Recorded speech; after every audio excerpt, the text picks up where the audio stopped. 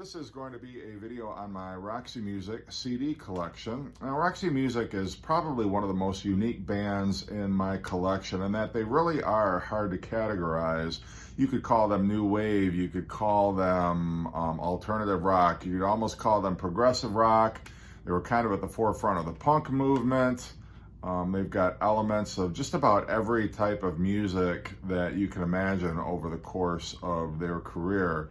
They started life in 1972, and this was their debut album.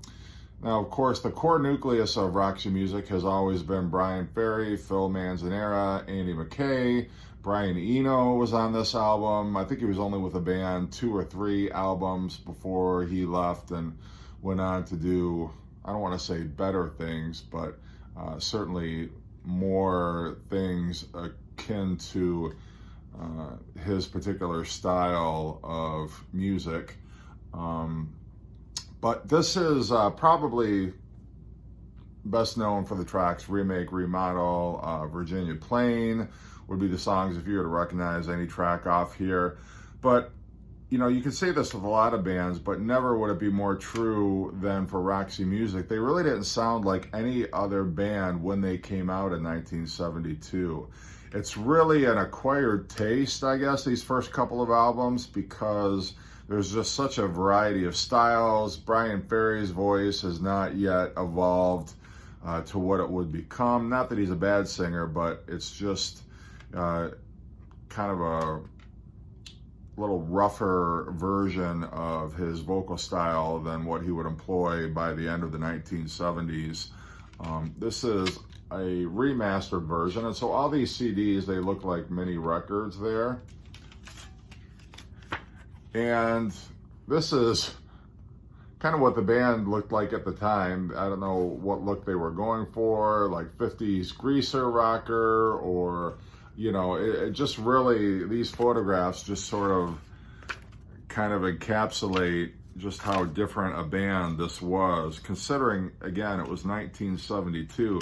You might have expected to see something like that a little later in the 70s, but For Your Pleasure was the next Roxy Music album. As you're going to see over the course of all these albums, Roxy Music used models, in some cases famous models, others a little more obscure, at least in terms of who we might recognize.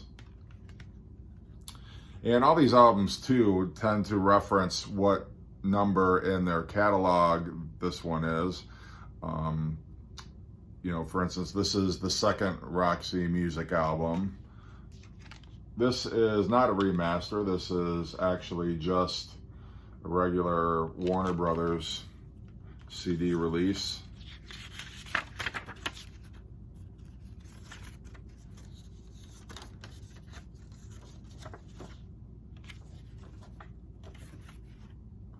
And a nice photograph of the band.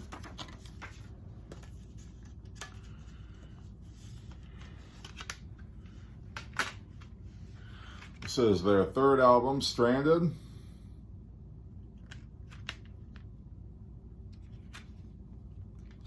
And another Warner Brothers release.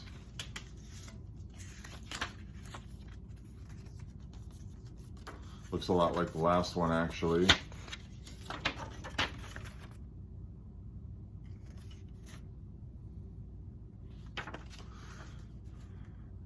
And this has got Street Life on it, Serenade, and A Song for Europe. Mother of Pearl is a really great song. But again, this is part of their early period. It's a little more aggressive, a little harder rocking than some of the stuff that they would come to be known for. Kind of a controversial cover, I think at the time, was their fourth album, Country Life. This is a remastered version.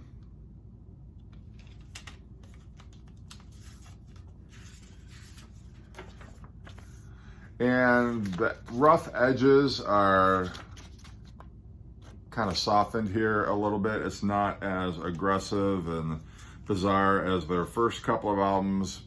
Brian Eno is no longer with the band at this point. And they're starting to craft more what you might consider pop songs on here, although it's still a long way from even what pop was back in that particular day. The Thrill of It All is a really great track. Out of the Blue is an excellent. This and their next album for me are the height of Roxy Music, probably my favorite, but it really is where their melodic pop sensibilities started to really shine through. This is their 5th album, Siren, with Jerry Hall here on the cover. This is my favorite Roxy Music album, just from start to finish. It is an absolute classic. This has Love Is the Drug on it.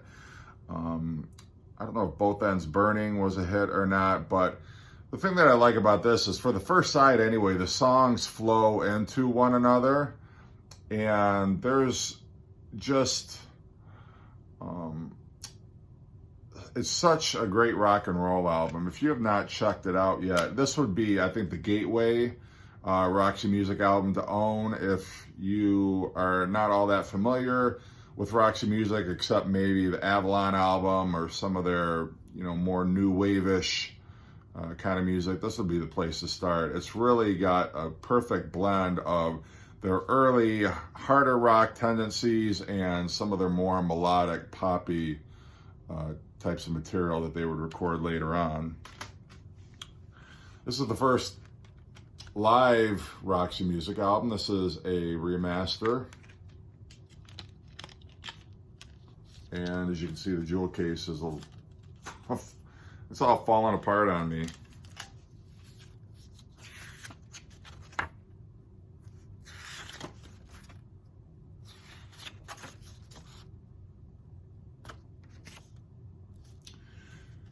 And this was only a single album, live album when it was released, although, the 70s was the era of the double live album, so I'm not sure why they didn't put out a double live album. They certainly had enough material to do so, but maybe they just weren't popular enough yet.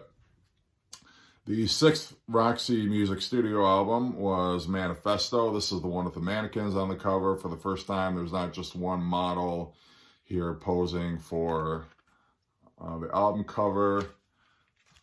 This is just a regular Warner Brothers release, and nothing really here except for the songs and writer's credits.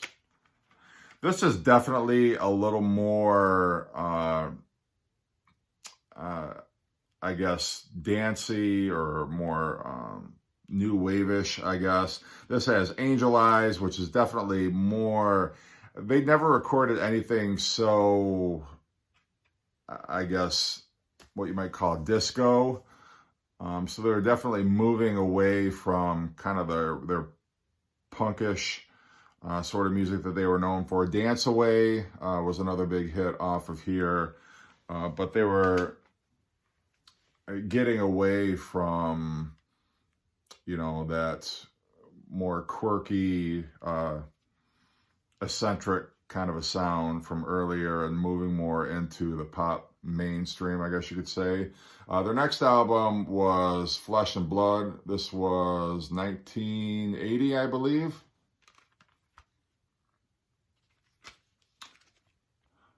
Again, just a regular Warner Brothers release. They do a cover of 8 Miles High here. And really now, this is just a band that's reduced to the trio of Ferry, Manzanera, and McKay.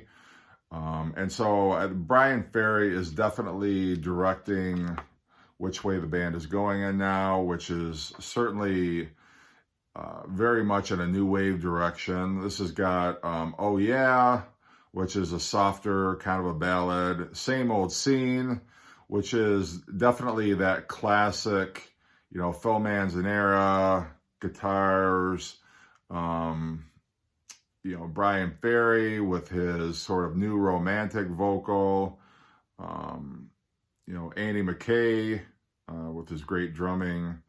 Andy Newmark is on this album also.